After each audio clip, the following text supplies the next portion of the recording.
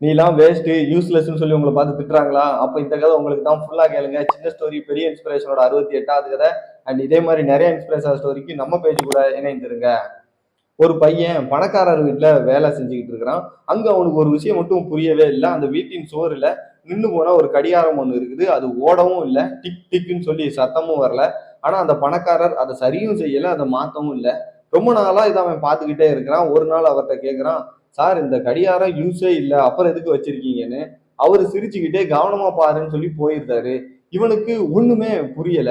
ஒரு நாள் மதியம் 2 மணி அவன் கையில கட்டி இருக்கக்கூடிய வாட்சில டைம் பார்க்கறான். மணி 2. அப்போ அந்த சுவர்ல இருக்கக்கூடிய கிளாக்கையும் பார்க்கறான். அவனுக்கு ரொம்ப ஷாக்கிங். அந்த நின்னு போன கடிகாரம் சரியான நேரத்தை காட்டுது. அப்போ அந்த பணக்காரர் சொன்ன விஷயம் என்ன தெரியுமா? இந்த நின்னு போன கடிகாரம் கூட ஒரு நாள்ல 2 முறை சரியான நேரம் காமிக்கும். இதை யூஸ்லெஸ் நினைக்காத, அதுக்கான நேரம் வரும்போது அதோட வேல்யூ தெரியும் அப்படின்னு சொல்லி சொன்னாராம். அண்ட் நம்ம லைஃப்லயும் இதே மாதிரி தான். இந்த நின்னு போன கடிகாரம் மாதிரி நம்மளும் யூஸ்லெஸ் மாதிரி தெரியும். இந்த உலகம் நம்மளை திரும்பி பார்க்கல, நம்மளை மற்றவங்க குறை சொல்றாங்கிறதுனால நமக்கு ஒரு வேல்யூ இல்லை அப்படின்னு சொல்லி அர்த்தம் கிடையாது.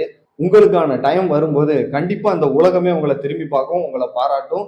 அண்ட் இந்த ஸ்டோரியை மற்றவங்களுக்கும் ஷேர் பண்ணுங்க, அவங்களும் தெரிஞ்சுக்கிட்டோம்.